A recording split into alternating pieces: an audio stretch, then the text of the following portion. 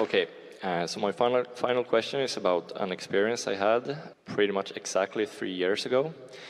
I discovered meditation and started to meditate every day, and then I gave a last try, like maybe a fifth try, to a book called The Power of Now. What happened is when I started meditating and I read the book, like I started from the beginning, and I started to experience shifts in my perception of reality. And once when I was on the subway on my way home, when I closed the book and I was going to go off, everything just changed in front of me. I started to feel such a sick, extreme love and joy, and I started to feel like see everything.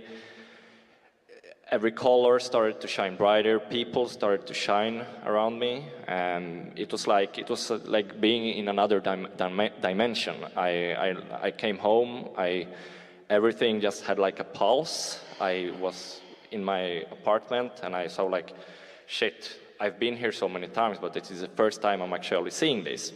Anyways, this experience held for maybe a week before it started to come down. And approximately like in the middle of that week, I just looked through the book, and in the beginning, the author wrote something about that.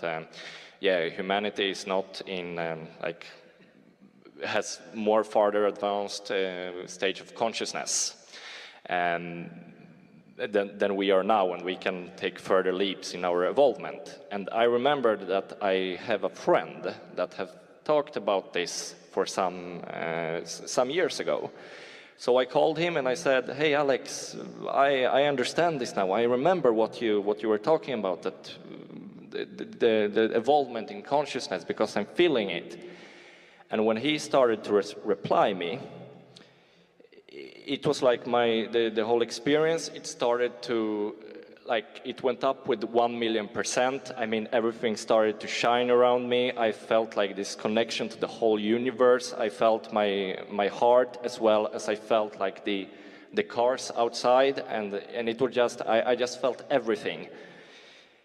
Anyways, the words he said that triggered that was, "Yes, I know, and there are people out there who are trying to control our knowledge about this through media and our education system and the financial system." And I started to speak about this. I kind of saw like visions about all he was saying. I started to see our school systems. It was like if information about how our whole society is built up started to pour into me from all the directions. I saw the two planes going in toward the center, 9/11, and I saw just everything that I could see. It was like if I got all the knowledge that there was to know in the world into my head then. But anyways, I wanted you to speak about what the words he's told me, that there are forces trying to cut off away from our connection with the source. How does that affect me? Much of what you just described is what we've been talking about here relative to what influence are you under? Are you under the influence of source, or are you under the influence of a stream of human thoughts that have been projected? Let's just start there, because as you were reading the book, The Power of Now, and you had that experience where you stepped into the fullness of who you are. If you had paused in your story at that point, we wanted to jump in and say to you that what you were experiencing then was seeing the world through the eyes of source. Yes, yes. In other words, you lost your resistance and you tapped in to this awareness that your inner being has about who you are and about the world. In other words, you were deciphering through that broader perspective. This conversation is a wonderful one to have on the heels of the one that we had earlier about our friend who found himself being a better me for a moment. And we wanted to use the words a fuller me, a more all-inclusive me, or the best way of saying it is you were able to suspend for a moment the reluctant human part of yourself and allow yourself the fullness of all that you are. Well, the thing that happens, one of the reasons that we had the conversation that we had earlier today about understanding what influence you're under as you make the decision whether to stay in that vibration and in that train of thought, is because whatever vibration you've got going on, law of attraction will cause it to be more. And we want to make a distinction about something, and we're going to be very gentle about it here because nothing has gone wrong here. This is all really a wonderful experience that you've had. We just want you to acknowledge with us, we're asking you all to do something that most humans don't do. We're asking you to be vibrationally aware, which is the same thing as saying emotionally aware. But emotional awareness, because of vibration, is an awesome power. It's an awesome clarity. It will bring momentum in a very quick and clarifying way. Stay with us. This is going to make a lot of sense to you in just a minute. When you become someone who is aware that they can read energy, who is aware that they are a receiver, it's like when you learn to read a language. You could go to a library or a bookstore and you could take anything from the shelf and participate in it. But everything that's on the shelf may not be something that you want to participate in. So having a keen awareness of what your interests are before you go in there is really helpful. Otherwise, you're going to be looking through all kinds of things. This is a big subject, and we are enjoying how well you're all staying with us, because this is going to be wonderful as we come to this culmination here. Understanding that whatever you're giving your attention to will bring more and more and more of it, and understanding that there are all kinds of thoughts that are there is something to think about or consider. But then this one piece that we want, it's going to be all right. You're getting out ahead of us and you're anticipating that we're saying something to you that we're not saying to you. So just chill. When you realize that you are a receiver and that what this subject really is about is the stick subject that we talked about earlier. So let's pick up the stick that is called humanity. And then let's pick up the stick that is called life experience on planet Earth.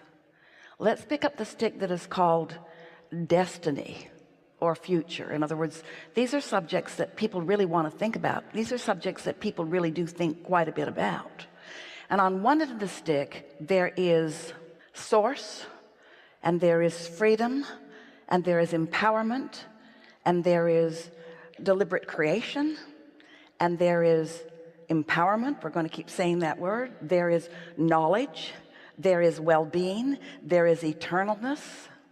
And on the other end of that stick, there is control, there is worrisomeness, there is lack of freedom, there is dominance, there is domination. It's the same stick. So you had an experience when you were devouring the power of now. You tapped in to the perspective of source about all of that. But you didn't maintain your connection with that because the other end of the stick began to creep in a little bit too. Because this was a new thought for you. This was a new thought that you were not yet. We really don't want to use the word disciplined. Someone used the word practicing like a muscle earlier. That's easier. But these were such new thoughts. You weren't solid in your ability to hold yourself in the vibrational frequency of your source. But you'd activated all of that. And then the next conversation that came to you was really the other end of the stick. There is no reality beyond the reality that any of you are creating. In other words, there could be a segment of you that are on this end of the stick, and that's the way your world and your life is treating you. And there could be a segment on the other end of the stick, and that's the way their life is treating them. And the thing that we really want to emphasize is what we were talking about the piles earlier, that there really only are two piles. And it's the pile of those who are in this moment in alignment with source energy, and those who in this moment are not in alignment with source energy. there is no world dominance. There is no one on this planet that has the ability to overtake you or empower you or to deprive you of the well-being that you want in the way that you began to describe it just a little bit there. But you certainly can block your own abundance. And when enough people are not understanding how the laws of the universe work and are not understanding their ability, their easy ability to tap into that, just like you did, just by reading a book and in just a little bit of meditation, you tapped into the fullness of that. It lasted for a long time with you. That's how powerful it is. This is not a hard thing to tap into, but because most people don't, what most people do instead is want that, but focus somewhere other than that, and then feel the absence of this thing that they want so much, so often that they begin to create a stream of consciousness that really does not have a source of reality. Say this again. There is no source of negative energy. There is only a source of pure positive energy. And here's why. You come into this physical body from that stream of pure positive energy, and you live and sort and sift through the contrast, and you launch these rockets of desires. And you put these powerful desires for more, for the evolution of that which you are, over here into this vortex. And your inner being focuses upon every good thing that you carved out of life experience and gives it undivided attention. So much so that your inner being has no resistance to all the good that you've carved out of life experience.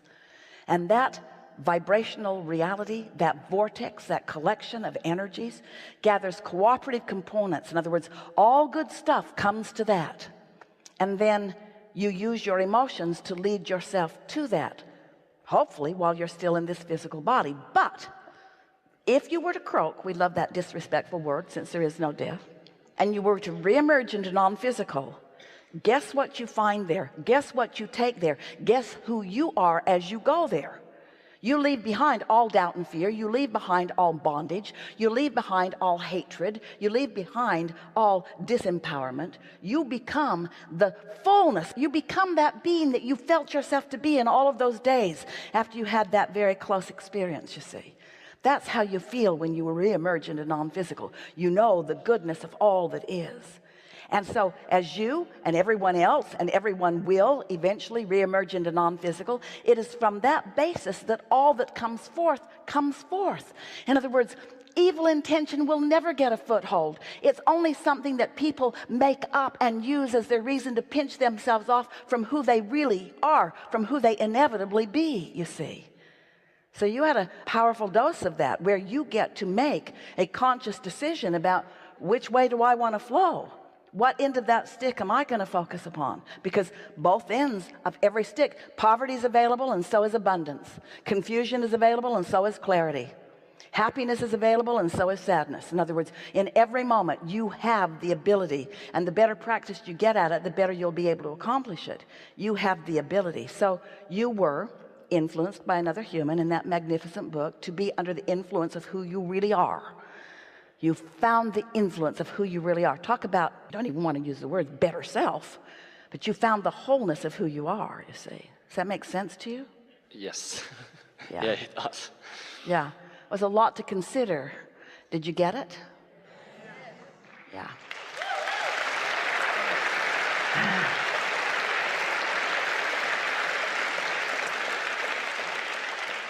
Much of the world, and a lot of those well-meaning people who have mentored you along the way, really thought that if they could warn you about things, that you could make better choices, without understanding that their warning would cause you to focus in a way to activate a vibration within you that would deprive you of your true nature and who you truly are. And there are a lot of people doing that these days, but there have always been a lot of people doing that. It's okay. They'll croak and they'll feel better.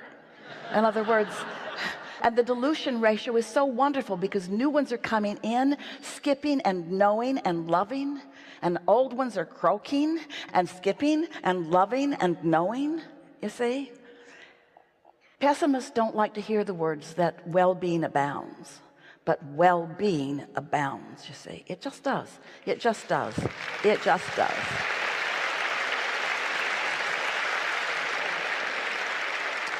Something more?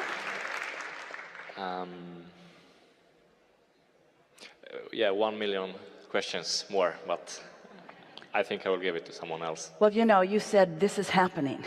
And the reason that you felt the potency of that, the power of that, the importance of it, is because this is a conversation that mass consciousness has summoned so that the likes of you could consider it and radiate it outward. Thank you. I have a question. I'm trying to understand the connection between being fully present. A lot of teachers talk about being the power of now, being here, and having future goals and future visioning. And well, we've been listening to that too, and there's a little confusion about that. Not everyone's confused, but let's clear it up here. Here is what the power of now really is about. This is a vibrational universe, and we are non-physically focused. So you could say in another place, but in non-physical, it's non-place. We are non-physically focused, and you are physically focused, and yet we are sharing now. So when you think about now, or when you think about time, the best way to get your thoughts around that is to realize that here we are having this chat, and together we will take thought beyond that which it has been before. It's happened already here this morning. Have you felt it and heard it? So the universe has expanded as a result of our co-creative effort. So it is now more than it was. So before it was less, and now it is more. So rather than thinking in terms of time like past, present, future, let's just talk in terms of expansion, becoming more. So when you think about this expanding universe, then you realize that it's always expanding from where it is. And where it is now. So you might be thinking about the past, and you might be thinking about the future, but you're doing it all now. Because you can't vibrate other than now. You cannot be a point of attraction other than now. So the more you are aware of how you feel now, the more you have creative control of what is happening in your experience and what you are projecting into the future, but you're doing it all now. The thing that is confusing for people about now and future is that your future is being created now. Mm-hmm. And the only reason that that's tricky is because in your physical time-space reality, there is this buffer between the conception of the thought, the beating of the drum of the thought, the practice of the thought, and then the physical manifestation.